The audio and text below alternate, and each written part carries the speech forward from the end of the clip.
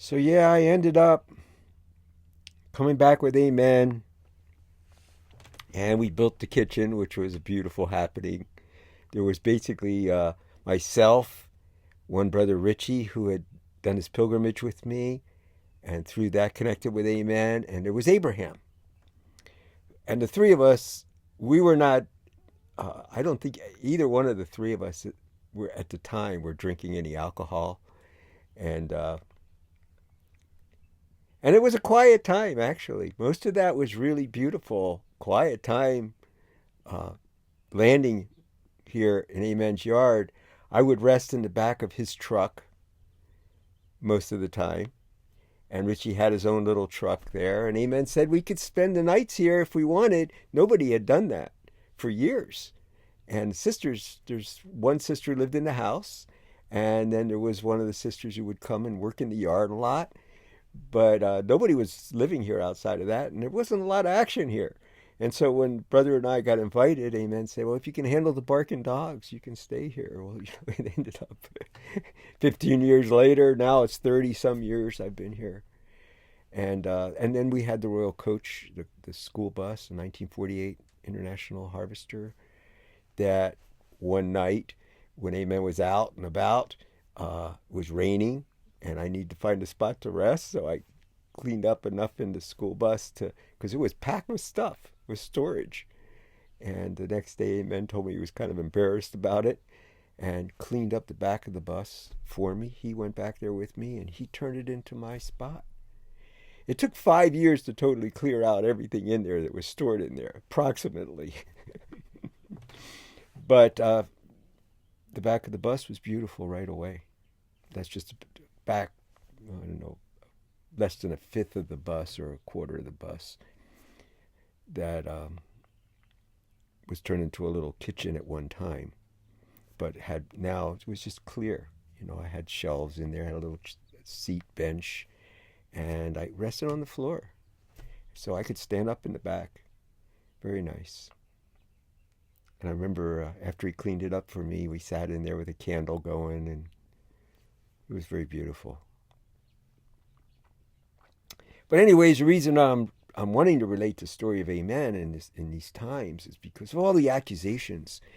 I mean, the slander of God's people, and of course you got Jesus. You have all the disciples, all the prophets and saints that have walked this earth. This is normal. The enemy has to attack, and Amen is extreme version of our Father on earth. This is not a normal incarnation at all. So the first years were pretty fiery. Yeah, they were. There were some fiery years, but in the midst of that fire was so much beauty. It was awesome. And he's calling the brothers and sisters back who've been scattered all over the country. And it's through the faith that I was able to hang with them through all this. I could see him calling down powers and principalities in this world, oppressive things that are going on, that he becomes a buffer for the oppressed people. He puts himself in between the oppressor and the people. A lot of things, like the CPS was one of them. And I could see him. He was calling them. He was. It was, you'd be watching the movie and going, oh boy, this is going to create some heat. And he would always take things to an edge. He would not go past the point, but he took it to that edge in the calling down. And come to find out, during that period of time, I was meeting people everywhere I'd go who were having these horror stories about the CPS taking their children. And in a way that was not reasonable. And at the same time, in the schools now, yeah, there's real child abuse, and that's a real thing, and so when they created child protective agencies, there was a real reason for it. But just like everything else in this world, that which seems like it would be set up to do good is also going to do the other. And so there's a lot of people who are running that agency, or evidently themselves were injured, so their perspectives were out of kilter. And that's probably least case scenario, just the whole human condition and how people love to demonize people. And so anyways, I was present. If people look Amen up, there is a child abuse that is tagged on his name. It was actually child annoyance that he was charged and found guilty of. And the true story of what happened there, I was present for it. What actually happened was one of the moms who had children, who knew Amen and done the walk, she wasn't doing a real great job of being a mom. And so her own self-indulgence, lack of self-control, and then to bring up children, they were out of control. And she told Amen she was thinking of killing herself. She it was that hard on her. And she would scream at them, but she did not know how to teach them and discipline them.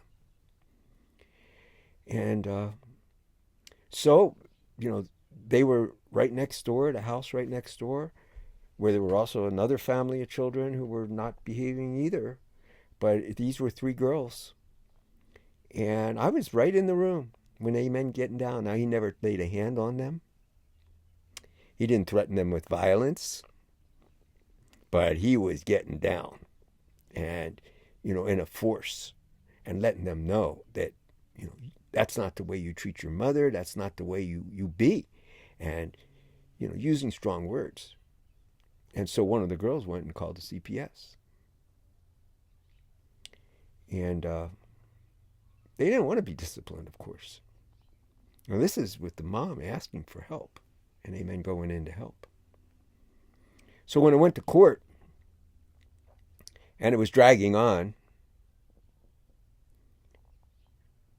Amen took that plea to really free the mom. And it was for child annoyance. There was no real abuse. And in reality, it was discipline. It wasn't even an annoyance. But that's what they charged him with. But then, you go ahead and look at, they're going to call it, some kind of molestation. No. That was not what happened. And it goes on and on like that. Now, I will say, Amen, push the edges of things. There's no question about that. I watched it. But it was always for one purpose. And the same thing with us. He did the same thing. I mean, he took things beyond what, the regular person should do even. But see, here's God coming to earth. And how he would relate. See, people have all their own interpretations, but they're not God. The one thing I can say, without a question of a doubt, is that everything Amen did, everything he did because he loved us. I'm going to have to stop this one.